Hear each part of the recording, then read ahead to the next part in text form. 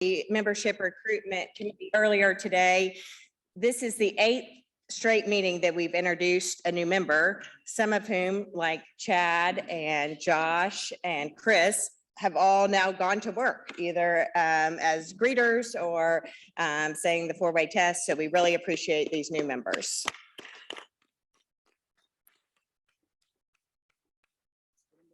That's right.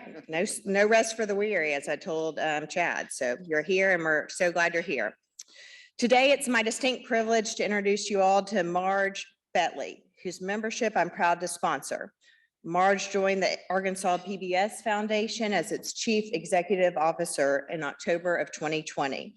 Spanning 3.5 decades of experience in the nonprofit sector, Marge has held leadership positions across the United States in healthcare, behavioral sciences, social services, and the performing arts. She is a veteran fundraiser and has helped raise more than $100 million in the course of her career for nonprofit operations, educations, live performance, medical research, and capital campaigns to build new facilities. Marge holds a Bachelor of Arts degrees in drama and German from the Washington College in Maryland, and she was a Fulbright Scholar to Germany in 1985 and 1986. No matter where in the country she's lived, from New York to Minnesota to California and now Arkansas, Marge has been an active community volunteer and has served on numerous boards and commissions. Since moving here, she has been a volunteer for the inaugural year of the Conway Art Walk and serves on the organizing committee for the Arkansas District of the Metropolitan Opera National Council auditions for young singers. She and her husband, Greg Weber, are happy to call Arkansas home, where they can enjoy hiking, fishing, and the great outdoors. Their favorite thing to do is to have friends over for dinner to enjoy good food and good conversation. I'm confident you will find both of those here at Rotary. There is good food and good conversation abounding at Club 99. Welcome and congratulations, Marge.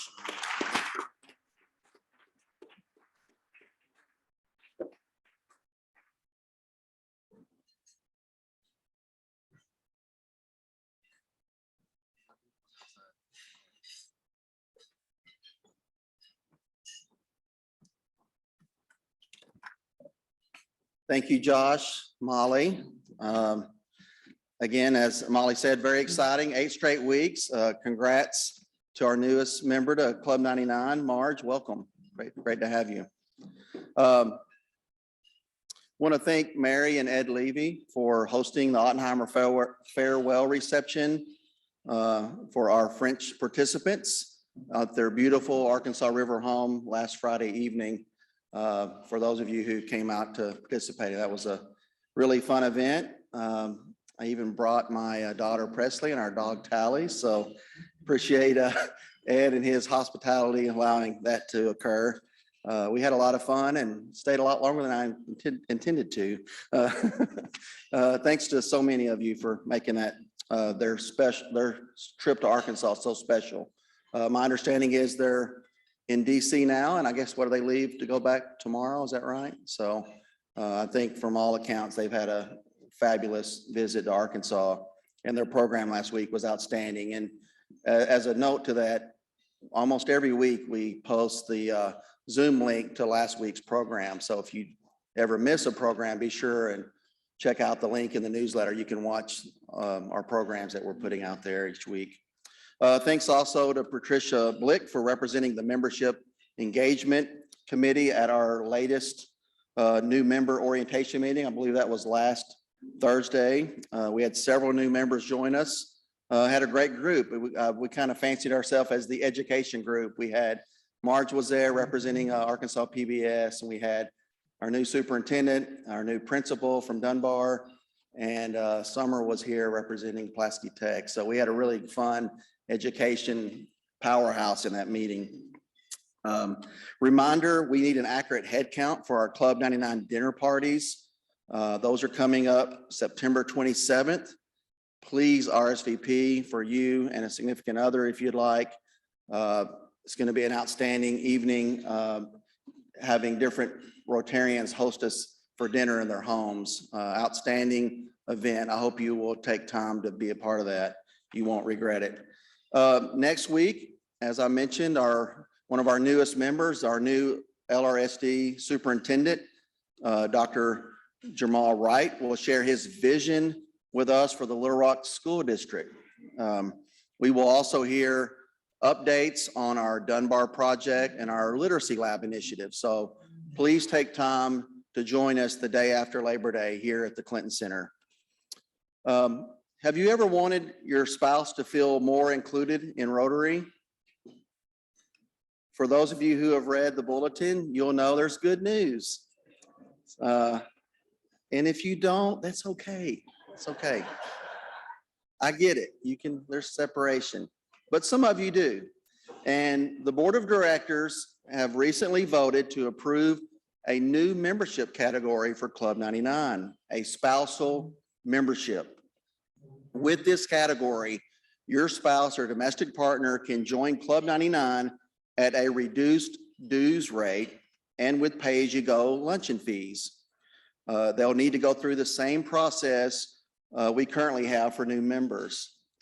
Could be awkward if they don't get in, but we do have that. It is part of the process. We did poll the other large clubs in Rotary, thanks to Karen for reaching out to them, and nearly all of them have some sort of a family or spousal membership category. We were one of the few, frankly, that's kind of behind on that. And as we've talked about, Rotary International is encouraging us, and as District Governor David Menz wrote in his recent district newsletter, to have more flexibility in our membership categories. So we're kind of tiptoeing into this one just a little bit. We want to kind of see what the interest level is. If there are some of you that would like to have your spouse involved in be a more inclusive environment for your family, we certainly want to meet your needs from that standpoint.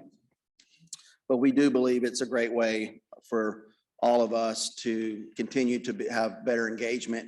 And hopefully for those of you who do choose this option, it'll keep you involved and engaged with the club for many, many years to come. So if you have questions, reach out to Molly or Karen or me afterwards. Would be grateful to have an opportunity to have that conversation with you. All right, moving on from our announcements. During our La Petite Roche Tricentennial, I will spend my year as Rotary President telling unique stories about our region's past 300 years. And today, with our innovative program, our program on innovative solutions potentially to solve a problem for downtown Little Rock with this new 20-acre space, I felt like it would be fun to tell you about someone with a unique Arkansas connection who was also innovative entrepreneur that many of you may not know, has a really cool connection to Arkansas. James Smith McDonald was an aviation pioneer, aviator, engineer, and businessman. The company he founded, McDonnell Aircraft Corporation, now McDonnell Douglas, was one of the leading aircraft and aeronautical companies in the entire world. They merged with Boeing, and it's now a division of Boeing back in 1997.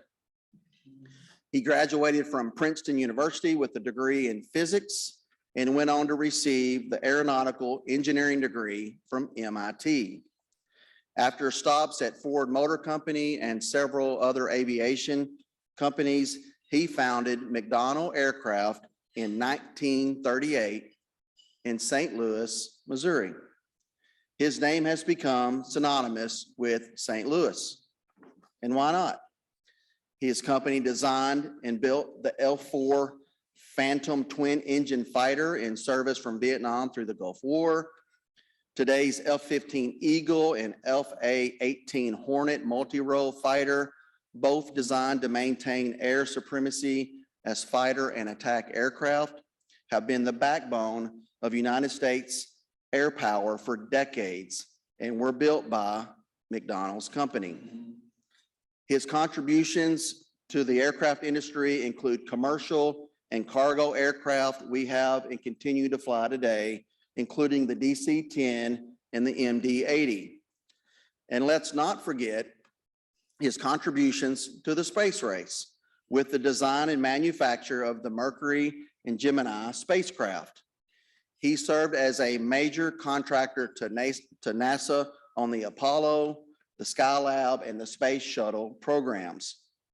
He was enshrined in the National Aviation Hall of Fame in 1977 and passed away in 1980, a month after retiring as chairman of McDonnell Douglas. McDonnell Park, McDonnell Planetarium, McDonnell Hall, and McDonnell Boulevard in St. Louis all recognize his many contributions to his adopted hometown. I said adoption, hometown. And yes, here's where the story finally gets interesting. His father moved from Alabama in 1881, borrowed $3,000 to open a general store, and began a farming operation near Altimer, Arkansas.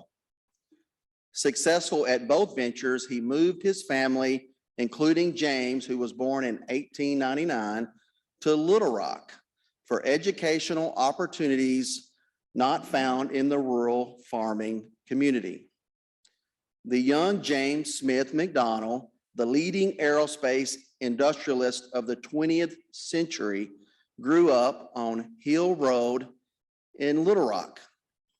He delivered the Arkansas Gazette by horseback, eventually graduated in 1917 from Little Rock High School, later renamed Little Rock Central High. And from there, he went on to Princeton and eventually transformed the world of military aviation and space exploration.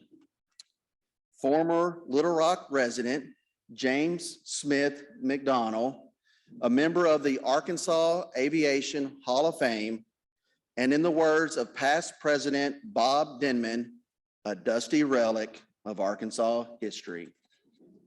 And that's our Illuminating the Rock story for this week.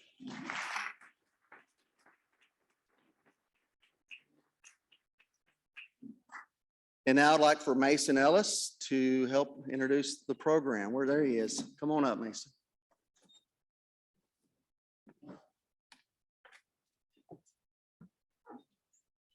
Good afternoon, everybody. So I'm fairly new to Rotary still. So when Chris called me last week to ask me to introduce our panel today, I was a little bit nervous. But the panel speakers up here today are people that I've known for a long time and great talented designers. So I couldn't be more excited to introduce them today. I hope many of you in this room are already familiar with Studio Maine. If not, today is a great opportunity to hear about this amazing organization. Studio Maine is a nonprofit here in Little Rock comprised of architects, interior designers, engineers, landscape architects, contractors, anyone with a passion for good design in our city. I was involved with Studio Maine at the very beginning and for a number of years, but even after stepping down from the board, I keep managed to be drugged back in somehow because of the amazing work that this organization does. Studio Maine began in 2012 with a group of architects, designers, and dreamers creating an organization to advocate for good design in Central Arkansas and a gallery space on South Main with monthly exhibits on everything from urban planning, furniture design, history, and architecture. Over the years, the group has partnered with numerous organizations to plan events, present design and planning concepts, and consult on big ideas for urban planning strategies. Also in 2012, in partnership with Create Little Rock, Studio Maine organized the first of many pop-up in the Rock events.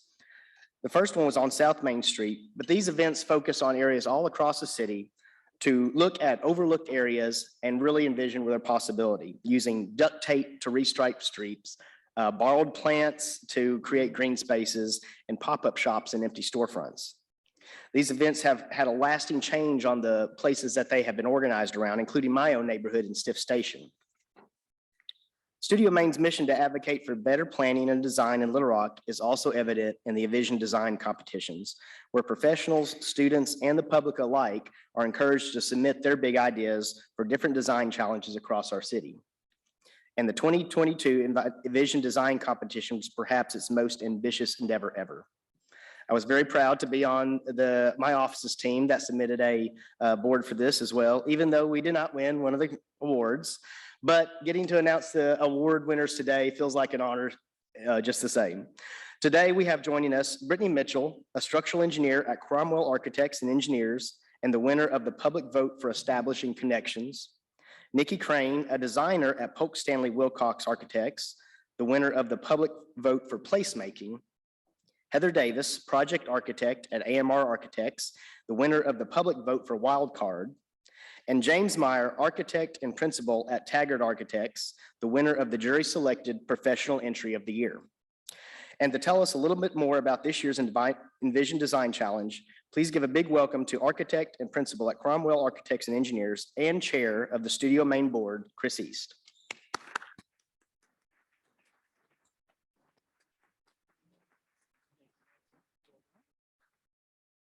Thank you very much, Mason. Really appreciate that. And it's 10 years has gone by really fast.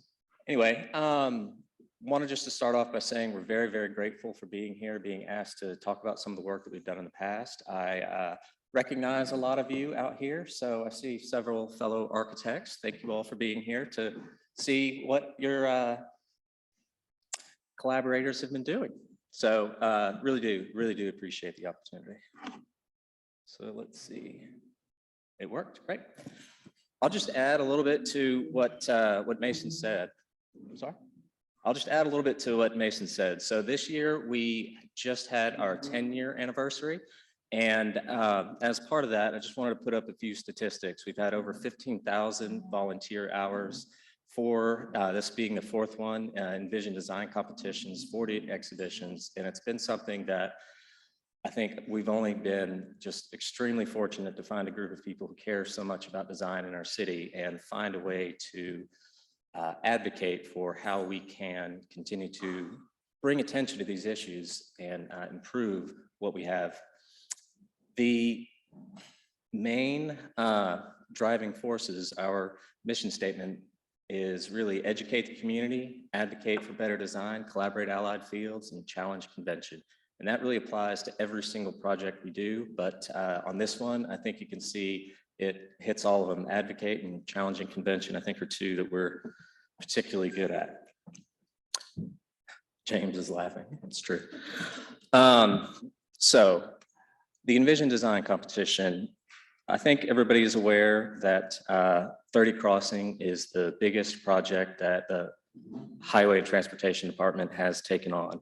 It's the most visible project in the city. It's right through the middle of our downtown, and it really needs to be carefully thought out as it continues to be developed in the future. The competition that we're doing is an ideas competition, so I want to make sure that that's sort of clarified.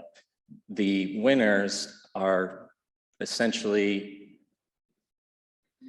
still not going to be actually built. We need a plan for how to get something built out there. This that we put together is something that we think will hopefully spur ideas, spur what we're seeing here today, awareness, but we really need everybody's help to find a way to work with the city, work with donors, work with those people who can really turn this into something fantastic like these people here have designed. So I think everybody is familiar with the site. Obviously where the drop-offs roundabouts were previously located before the highway transformation started to occur.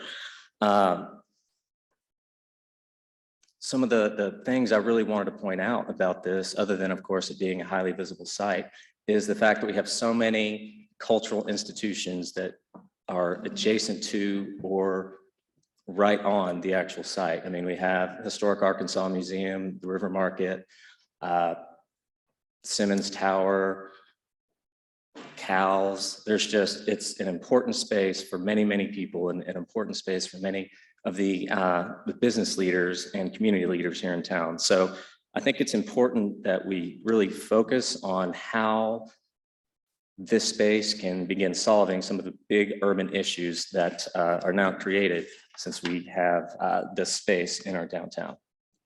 So the way that we did that, obviously, is the Envision Design Competition. And sorry, I have to read these. The design competition has really been asked to answer 6 questions. Number 1, of course, how does the project improve upon the identity of Little Rock? How well does the design achieve the overall consideration of the underdeveloped green space? underneath the bridge. How well does the design consider uses by all age groups, identities, and economic abilities? So basically really trying to understand what the urban issues are and outline those. How well does it create connections and address transit, multimodal transportation opportunities, bicycles, pedestrians, those sort of things. And then of course, space that can be used 24 hours. How is that space going to be treated in the evenings, in the mornings, and during special events? The way that it was structured is that we're going to have those three competition entries, student, public, and professional. We had 1 student entry, 2 public entries, and then 18 professional entries. And we have set up all the boards in the back. If you haven't already seen them, please do take a look at them. The ones that are on easels are the winning awards, or excuse me, the winning entries, and the ones that are leaned up against the glass are the other entries that we still think are absolutely viable and need to be shared with the rest of the public. 3 awards for the public: Little Rock Placemaking, Establishing Connections, and Wild Card, and they will describe that to you in just a minute. Just some facts for you too. Obviously you can see registrations open and closing, but we had 21 submissions overall, which is what, about 18 more than we've ever had before. So we'll call that a success. And over 2,000 public votes. So we take that as this is an important issue to the community, and really, really excited about the sort of level of involvement that we've had up to this point. So I'll just introduce a few of the awards and then hand it over. For the student category, Ella Reynolds, who is a high schooler, she entered the Past, Present, Future Little Rock, and we're really excited that we had actually younger people who really have an interest in this, and glad that they were able to participate. Same thing goes with our public, Inclusive Little Rock. Quaddy Higgins is the winner for that, and their boards are also back there. But it's exciting, again, that we have more than just, you know, the designers up here competing against how we think it should best be used, but we do have now an interest in the public, and really, really grateful for that. So that being said, I'm going to start handing it over and start with the Establishing Connections public vote winner, and give it over to Brittany Mitchell. Thank you.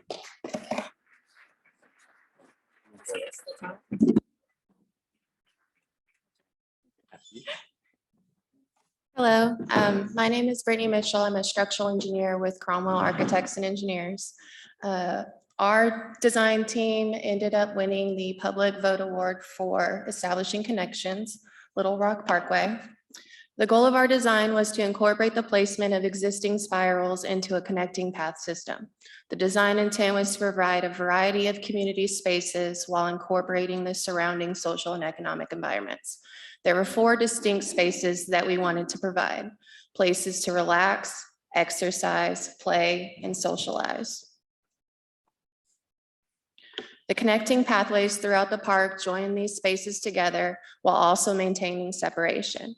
Our largest feature, the pond, was placed at the main entrance to the park with direct connection to the river market.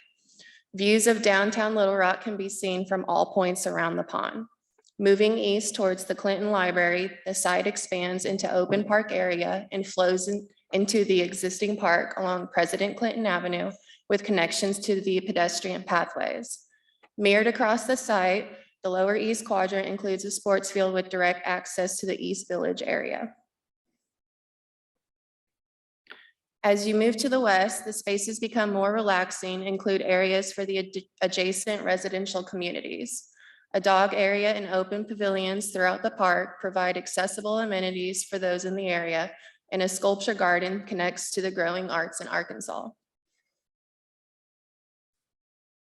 As I stated, our biggest feature connects the park to the river market, providing direct access to the downtown businesses.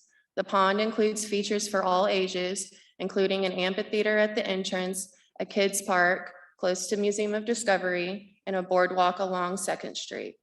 We wanted to provide a mixture of spaces beneath the bridge to make a connection between each side of the park. Ball courts near the kids' amenities are easily accessible from all sides and provide a shaded area under the bridge. Farther south, you find outdoor seating options open to the community. Our two main concerns for designing an urban park in the middle of downtown were pedestrian safety and traffic flow. With 2nd Street running through the middle of the site, our goal was to provide safe access across the planned 4-lane street. As you can see in this view from the Courtyard by Marriott, a raised pedestrian terrace extends from the entrance of the park and over 2nd Street. This provides safe access to the southern portion of the park while reducing traffic flow interruption. The change in elevation also provided the ability to integrate seating into the grade for an amphitheater. Due to the spiral nature of the raised terrace, views of the amphitheater can be seen from all sides of the pond. Lastly, our final design intent was to create an open and inviting space beneath the bridge. The large tree pavilion brings light to the area at night and adds aesthetic during the day. Space for food trucks create an opportunity for surrounding businesses to reach the community and provide another amenity the park has to offer.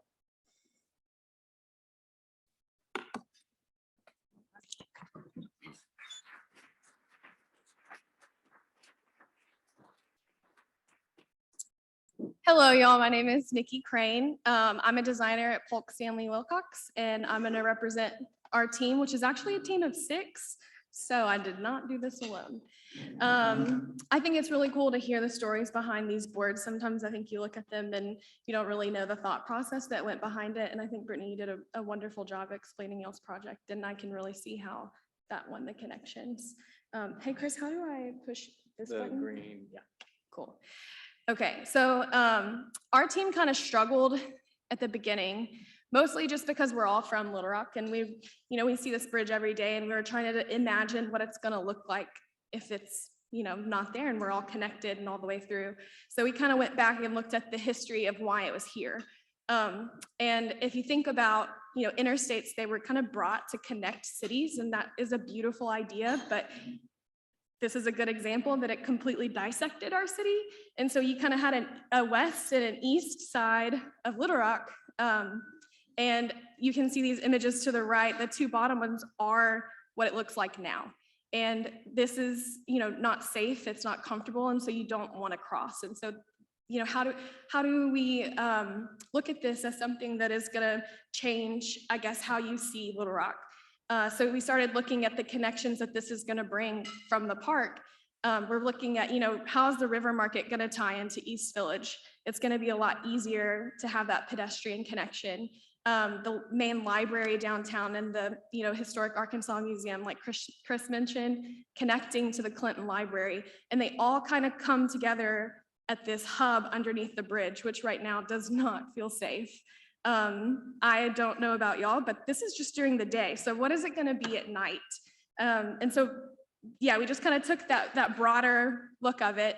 And how do we make it into an art form?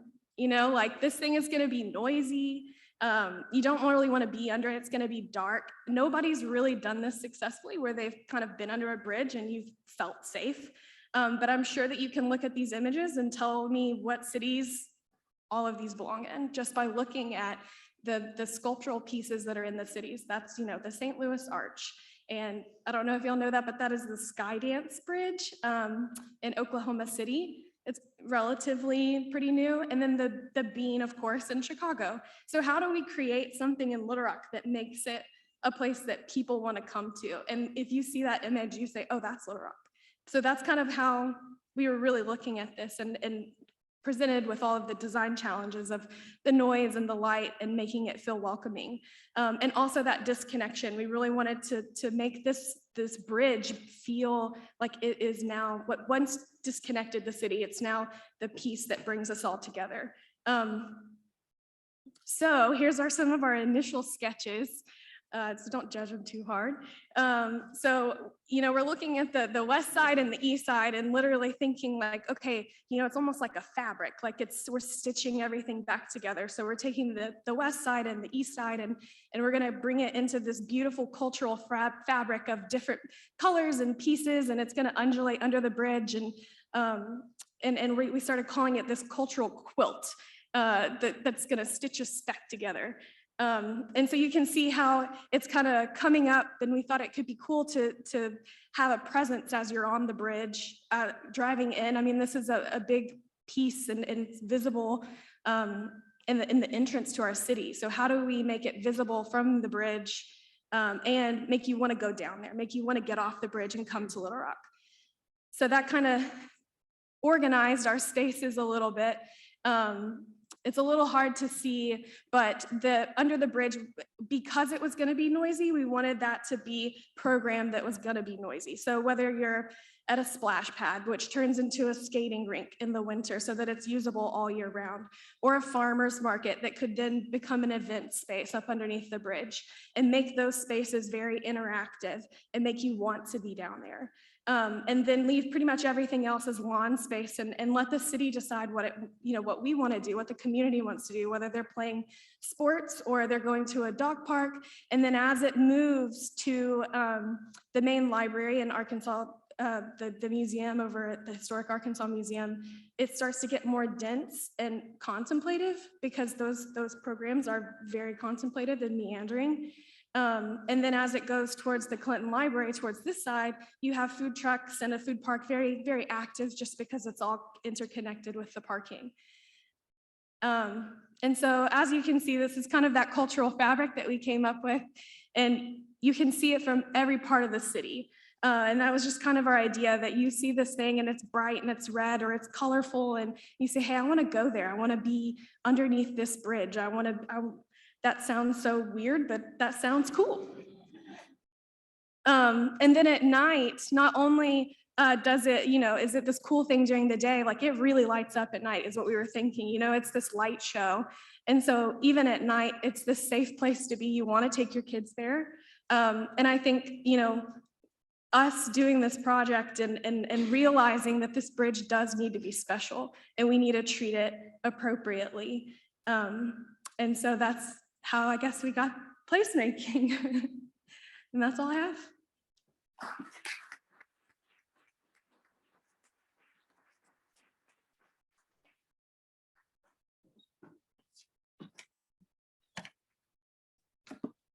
Hi, everyone. I'm Heather Davis, here representing our AMR Architects team.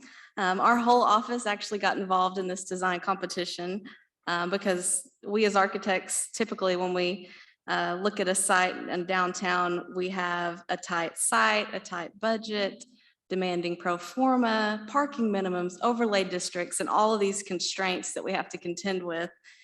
And this design competition gave us a wide open 20-acre site in the heart of downtown, with the only constraint being that you cannot build permanently occupied structure under the current RDOT ownership structure. And so I guess you give us an inch, and we just took the whole 20 acres, disregarded the rules, and put a bunch of buildings on the site. But in all seriousness, we started this project like we start all of our downtown projects, and looked at this site in relation to the overall downtown context. And what we kept coming back to is that downtown, and particularly the River Market and Clinton Library area, really have a lot of park space already. And the fact is that that park space requires a lot of money, real dollars, to maintain and especially to enhance. And what we also know is that downtown parcels can be highly effective generators of tax revenue. And in fact, mixed-use downtown development brings on average 5 times the property and sales tax revenue of a conventional single-use development on the outskirts of town. And so we decided if we were going to break the rules, we were going to break them all the way and explore this site and what it could look like in a full build-out, maximum tax revenue generation that would have the potential to fund a really big and crazy iconic idea, such as bringing the Arkansas River into the heart of downtown with a canal river walk. So as part of this big idea, we did acknowledge that there are some spaces beneath the interstate that don't make sense for buildings. And so for that space, we saw that there's a potential big benefit of an elevated big interstate is that it's going to create a lot of shade. And so you could potentially locate some recreational uses that would actually benefit from having that shade as an amenity. So we extended the Arkansas Riverwalk Canal all the way to Cumberland Avenue with a terminus adjacent to our existing cultural amenities of the Central Arkansas Library's main branch and Historic Arkansas Museum. And we even suggested an underground portal connecting from the canal over to the main library basement that could help to be one way to avoid the traffic on 2nd Street.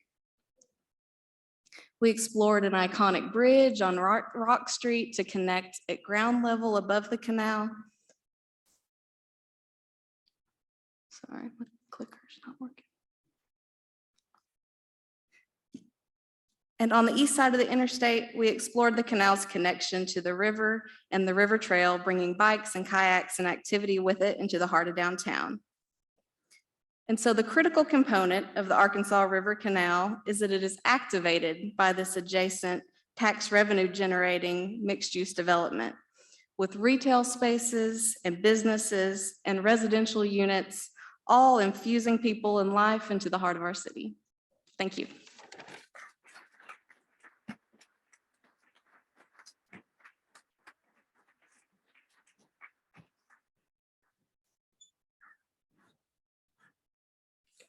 All right, thank you.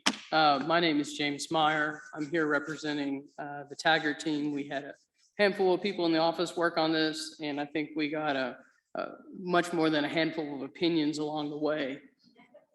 If I can hit the button. All right, there we are. Okay. So as everyone else has kind of mentioned in this, 20 acres is a lot of property. And it's an interesting problem of how do we take a divided city and stitch it back together underneath a much larger interstate that thankfully the berms are gone, you can see past it. So there's an actual visual connection. So there's an opportunity to create crossings. And so in studying the site, we see two clear areas. There's the skinny panhandle, which is in our mind more of a quiet, professional environment where we have the Historic Arkansas Museum on the western boundary. On the northern boundary, we have the main library and the Dara Center. To the south, we have fairly professional condo buildings. And then as we work our way east of the site towards the interstate, we have a bunch of noise, we have a bunch of color, we have a bunch of activity. How do we create connections to both the Game and Fish Wildlife Center, to the Discovery, or the Museum of Discovery, and then to the Berm Garden that is part of the Clinton Library we're at right now. It's really interesting standing here. I'm looking at this site and it's really fascinating. I think when you guys all get ready to walk out the door and you've seen all this and you're looking at the boards, like look out that window and think about what that could be and what these drawings could represent as your future and as your reality, because it's really exciting. It's fun for us, but I think it'll be beneficial for you guys too. Just to move real quick, we divided our site up just kind of like everybody else. And here's a nice little slide calling out all the big components. We have an alley, which is just a pretty tree-lined street where you have benches and things you can spend time. That is on the boundary of 2nd Street. So again, you can move at a comfortable pace. You have a little ramble walk if you want to go out in the meadow.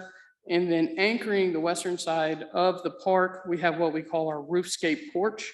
The idea is that the Historic Arkansas Museum is right across the street. And one of the more interesting parts of old buildings is how they meet the sky, the detail, the forms, the shapes that those buildings make. A lot of our modern buildings don't do that. They're a clean line, they're a straight edge. Maybe it's a mechanical unit. So how can we take historic roof lines and create a porch out of it? I'll show you that in a minute. And then down along the bottom, we dug up some old historic drawings and found out this used to be an intermittent stream that ran through the city because it was at a low point before the interstate was built. And so we decided to take the southern half of the whole park and make it a rainwater mitigation strategy so that we have a riparian corridor. We can pick up the runoff off the street that's super gross and nasty. Street runoff is dirtier than sewer water, just as a reference. So how can we build a natural sponge to take care of those problems we have in our current city? As we move over, we created an active knuckle where the northwestern overpass ramp was that ties to our Riverwalk, to the Museum of Discovery, to the Wildlife Center. So how do we build places for kids to play? What do kids like to play in? Tree houses. They like to build on ramps. They like to run on mounds. So we began to create elements of active adventure play in that section. We'll talk about it in a minute. And then on the eastern side of the interstate, we decided to pull what we thought was an iconic feature for this park, which are all the berms and the mounds. I love to come here when it's just snowed and you see all the kids on toboggans and towels just like hauling down the hills. It's like, how can we take that and pull it into the city and use that active play as the stitch between our two user groups? And then the last little piece, which we'll talk about in a minute, is 100-foot tall blue dinosaur. So this slide is really dark, but we'll go into the individual components. But this is the skinny street, right? It's 80, 90 feet wide. It's enough for a building, but it could also be a really great skinny park. And so, oh, that's super dark. We'll just go to the next one. All right, so this is that roofscape porch. The idea is that the Dara Center is the library's kind of event space right across the street. It's behind a fence. Let's get rid of that fence. Let's make an outdoor structure they can use. And then again, towards the west is the Historic Arkansas Museum with this lovely collection of historic buildings. How can we respond to that scale? And again, kind of pulling out these fun lines of different historic buildings. And it's by a street, it's noisy. We're trying to set up a reason to use this park. So there's an intentional moving water feature that kind of creates that clatter and that noise to get you ready to ignore all the traffic around you. This is just a quick image of that alley. So on the left side towards 2nd Street, it's a structured walk with some benches. And then on the south towards 303rd is just a little ramble through the meadow, which will kind of disappear and come back as stormwater fills up the basin. Moving our connection underneath the bridge, we have what we call the lily pad lanterns. Much like what Nikki talked about and their project looked at is the underside of interstates are not that interesting.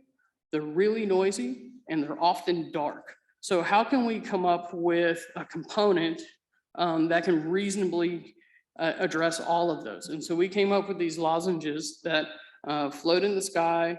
We can make them out of tinsel fabric so that they can glow at night. The ones that are out away from the interstate, we can have photovoltaic on the top so that they'll kind of self-support themselves. They're also able to mitigate and diffuse a lot of that highway noise for when trucks with their big axles hit expansion joints. So we're trying to make a more comfortable environment underneath the interstate. And then when they glow at night, that's a nice soft color that's not like a really bright red building that shows up every once in a while, so that it will be comfortable to use underneath it. All right, so the big section of land we call the underpark, just because most of it's under the interstate. So in the knuckle towards the Museum of Discovery, like several other groups, we thought the shape of the off-ramp is kind of cool. It's really neat to have a berm. Why do you have a berm if you're not going to go up to the interstate? Well, so you can get a cool skyline view. So we had this big arc come up and go towards the edge of the city where you can be up within the buildings and looking around. That's why it's always cool to be on the rooftop of one building and looking at another, so it's an opportunity to hang out. The other cool thing that happens, it allows us to build these tree houses. And I'm going to go back real quick. If you look at this, back on the 1910 fire insurance maps, the pink squares are where historic buildings were. And then the white little lines are where we reconstructed those historic buildings to make them play spaces. And so in particular, the three that are closest to the intersection are the original UAMS medical school before it was called UAMS. And we thought that was fascinating. And it actually was, the one in the back is the first African-American surgical ward in the state. So how do we take our history and create magic little moments to learn about it? So, and also they're just kind of cool. So this is hard to see, but the idea that we continue those mounds from out in front of the Clinton Library here through to our play space. And if you're up on a big hill, what do you want to do it but go down? So how do we integrate slides into that? And then much, again, kind of like Nikki talked about, all good cities have an icon. They have something you recognize. They have something that grabs you and wants you to pay attention. And so if you're on the road between Dallas and Memphis and you're about 5 hours in and you see 100-foot tall blue dinosaur that happens to be a climbing wall, I bet money you're getting off.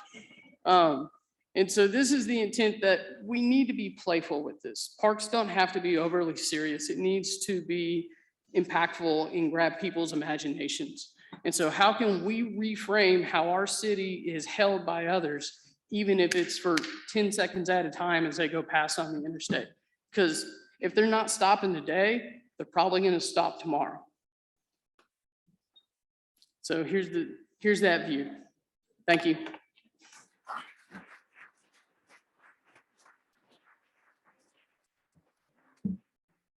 Thank you, James. Thanks to all of our speakers. Really grateful to have such great winners, but all of the entries that we had really were exciting and very happy to have them as entries. So time for Q&A. Yes, ma'am. Oh, repeat the question. What is the cost to build each one of those projects? Well, if you have to ask.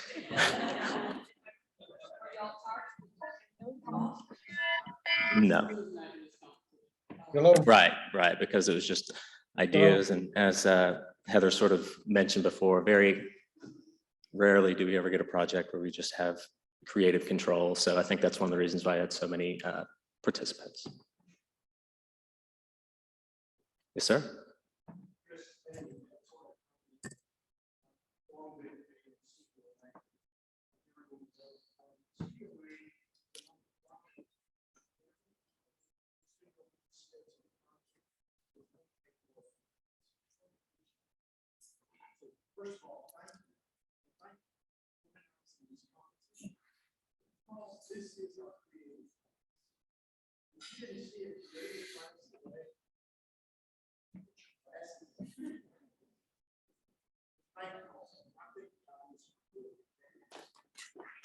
Thank you.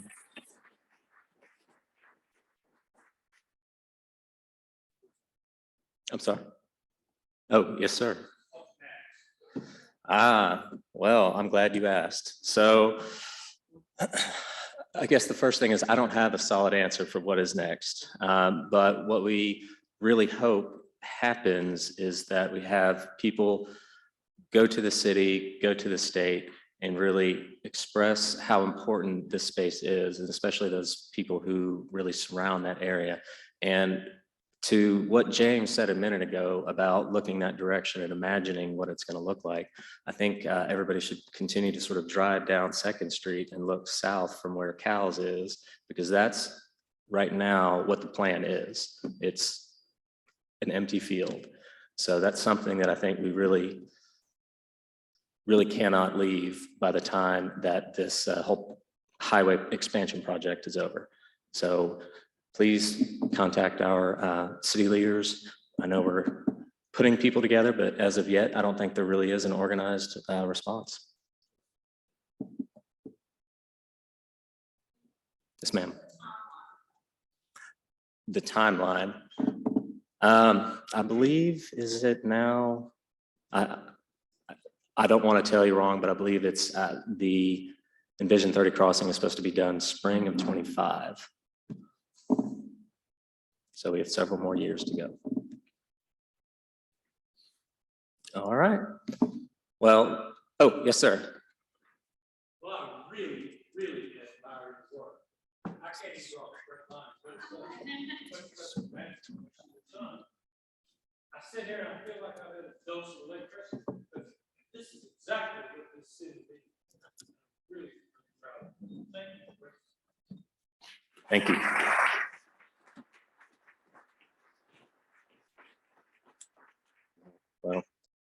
Yes, ma'am.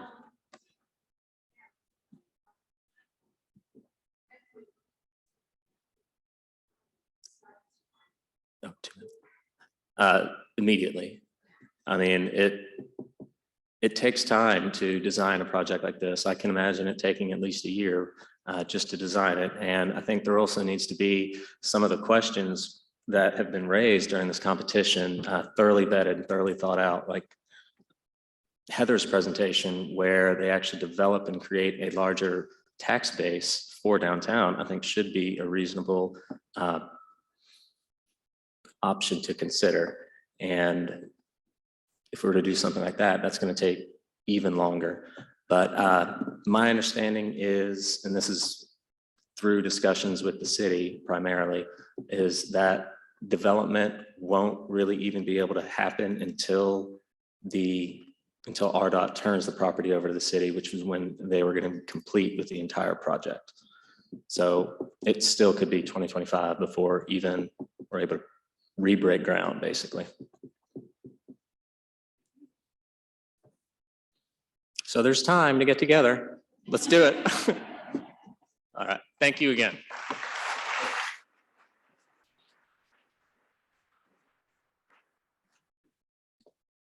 Thank you, Mason, Chris, Brittany, Nikki, Heather, and James. That was fantastic. I really appreciate you taking the time to present to us today. As you know, we're the Rotary Club of Little Rock, but a lot of people consider us the Downtown Rotary Club, and we want to be part of the solution process of helping bring together the people that can help make some of these dreams come to life. Many of you probably saw the Arkansas Democrat Gazette article yesterday. It was on the front page. So it's very timely that you were here with us today. We appreciate you sharing that. I have a question though. What is it, or what's up with the 4-lane road? Can you answer that question for me real quick? Why is there a new 4-lane road on 2nd Street? That makes no sense to me. So, yeah, you got an answer? That's a loaded one, but you'll have to ask the designers. I guess it's probably the best thing. All right, so he's copping out on that one. I'm gonna state for the record, it makes no sense why there are now 4 lanes instead of 2 right down here. So somebody help me with that. If you're a city leader or state official, I'd love to have the answer. One of the things we've talked about with our year as Illuminate the Rock, as my year as president, is kind of following up on last year when I chaired the Tricentennial Committee of La Petite Roche Tricentennial. And one of our ideals as a legacy gift back to the community would be to utilize this space and whatever ideals come together and use it as a way to rally behind a tricentennial park. And so whatever comes out of this, I would love it if there were some way that we could rally around the notion of this being a tricentennial park as a gift back to our region as part of our 300th anniversary of our namesake founding. So please remember that as you kind of start working through that. We've also talked about, as a gift to our city, lighting the Broadway Bridge, illuminating the rock. I love the idea of lighting underneath the bridge. Let's do all of it. Let's illuminate the rock. I would love all that. So thank you for all that you've done to kind of bring these ideas to life. Next week, new Little Rock School District Superintendent and Club 99er, Dr. Jamal Wright, will share his vision for the Little Rock School District and our community. I do want to, before we adjourn, I want to make sure I give you our speaker gifts for the week. These are books in your honor or in your name that we will donate as part of our year. To a selection of these books will be given to all our area Little Rock School District libraries and resource centers. And so at the end of the year, these books will be donated and there will be a list of all our speakers for the year, and all of you will be included among those. And so we have 4 today. We'll get 1 more later. And we also have our Illuminate the Rock pins. So appreciate you guys being with us today. Thank you.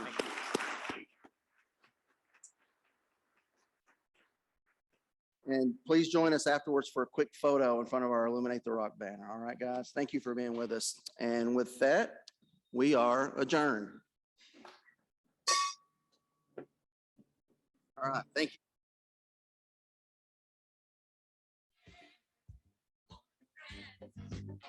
you.